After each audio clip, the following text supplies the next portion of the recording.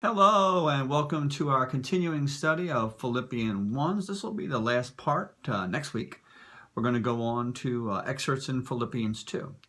But our study today will be on chapter 1 verses 20 through 22 to 27a. And I had planned on ending with 26 and I just didn't like the way it ended. It just seemed like it was stopping. Sometimes when you look at a verse and it just stops like that, read on.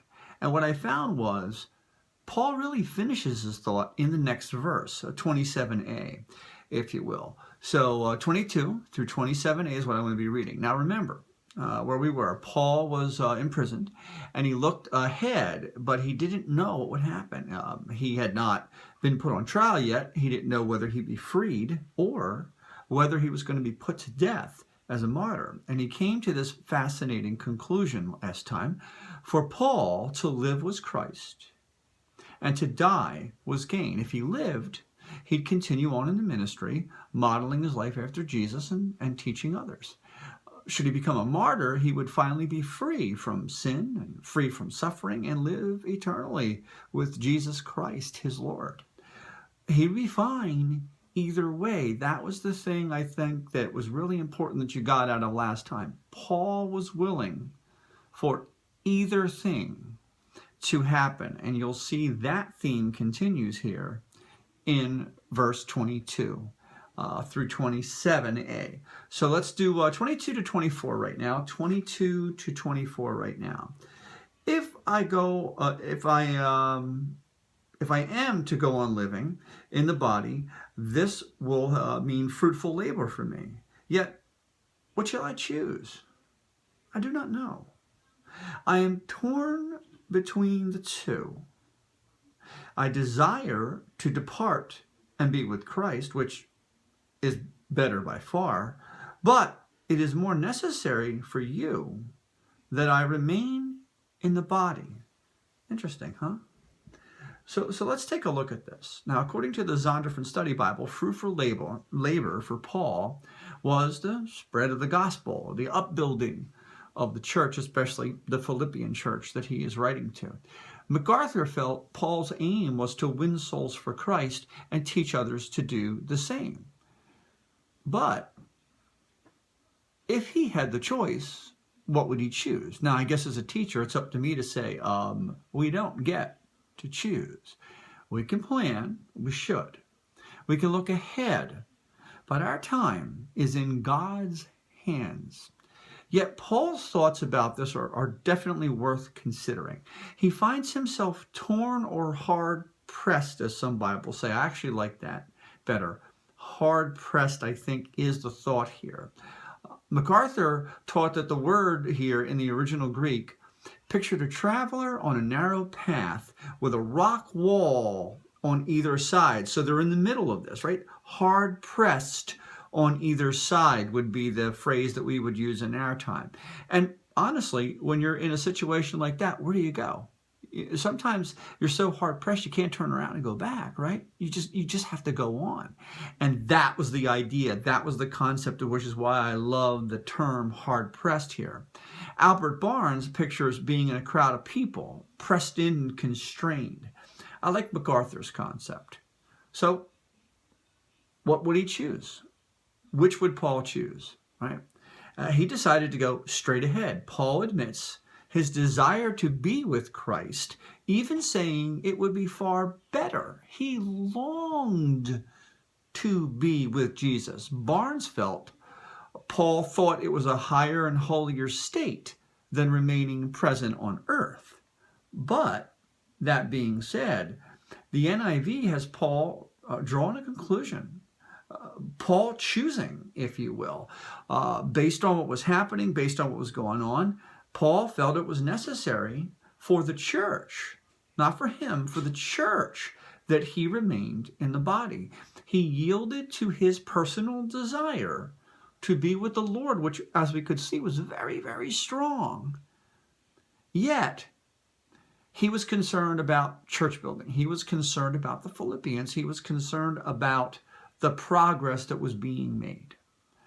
So let's conclude with our study on verses 25, 26, and then right into 27a as our closing here in chapter 1. Convinced of this, I know that I will remain and I will continue with all of you for your progress and joy in the faith. Now, this is the NIV, verse 26. So that through my being with you again, your boasting in Christ Jesus will abound on account of me. Whatever happens, conduct yourselves in a manner worthy of the gospel of Christ. You can kind of see why I wanted to finish with that. I think that completes Paul's thoughts better, because if you just stop at the end of verse 26, it doesn't get into that very important phrase there, whatever happens. Now, I struggled with verse 25, especially the way it started, and I searched a lot of books to help me understand, and I think John MacArthur did the best job. To me, it's rather presumptive, because think of how it starts in the NIV. Convinced of this, I know I will remain. Well, how did he know that, right?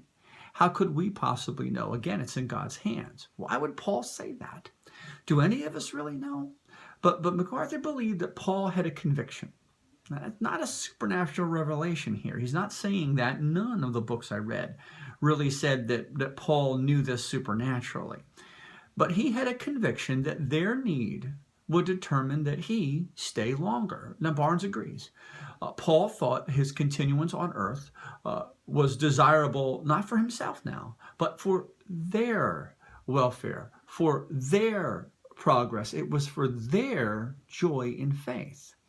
Progress, in this sense, if you remember back in verse 12, was a military term that pictured trailblazing so that an army could advance. So the idea here is that it was strategic, if you will. It was a way of advancing so that the gospel would spread further and further. That was the ministry that Paul was called to. And I think that's very important. He was commissioned to that. Now, what about us? Wouldn't you agree? Paul thought that the church had a lot of work to do, and I still think that's true. I think we have a lot of work to do. This world needs Jesus. I certainly believed that before. But with the circumstances we're in now, we have found ourselves in, to me, it makes it even more clear. People need Jesus. People need Jesus. Many people are trusting in things they cannot trust. But we can trust in Jesus. We can trust in God. And I think, well, to me, a lot of people are starting to realize they need something to believe in. Now, let's continue on in the study. If Paul was to see them again, if Paul was delivered from prison, Paul longed for that to be traced to Jesus. He wanted Jesus to be glorified and Jesus to get the credit for what had happened in his life. Jesus was the reason for him. Now, I'm not crazy about the NIV translation of verse 26. I think it uses the wrong word. It uses the term boasting, and it's a term that Paul used a lot. And to him, there was nothing he could boast about himself at all. It was boasting about Jesus. But I think a better translation here is rejoicing for Paul in Jesus Christ. Rejoicing for Paul in Jesus Christ. I think that's better than the term boasting. Rejoicing if he was released from prison, rejoicing if they could be reunited again. It flows better with the rest of the chapter, because think about that, okay? So they were to rejoice if he could be released. They were to rejoice if they could be reunited, but whatever happened, they needed to do something, according to Paul. They needed to conduct themselves in a manner worthy of the gospel. And that is so beautiful to me. You see, whether Paul was released or not, whether Paul's life continued or ended, he wanted to be certain that they understood that it was important to him that they would behave in a manner worthy of the good news of Jesus Christ, that they would live what they believed regardless of the circumstances. That was something Paul writes about a lot in his letters. He had been through very wonderful times in his life and very difficult times in his life. And what he wanted them to understand, they needed to live what they believed regardless of what happened. So I guess you can clearly see why I wanted to include this thought in this study. I think it's important for us now. It's important that you and I live what we believe, regardless of the circumstances that we're in right now. And I don't know about you. It's not easy, is it? It's not. That with things being so uncertain, you hear this, you hear that, you don't know who to believe, you don't know what to believe, but you can trust in God. You can trust in Jesus. And so with that being the case, how we live now, what we do now is being watched by a lot of people. What we do now is critically important. Do not let the circumstances you're in change that. Live what you believe. Next time, we're going to do chapter 2 of Philippians. We're going to start with verse 1. Best to read all of it. We're going to go either to verses chapter 2, 1 to 11 or 1 to 17. Haven't decided on that yet because there's some really good stuff there. So that's next week, Philippians 2. Till then, God bless you. Rejoice in the Lord always. And again I say, rejoice.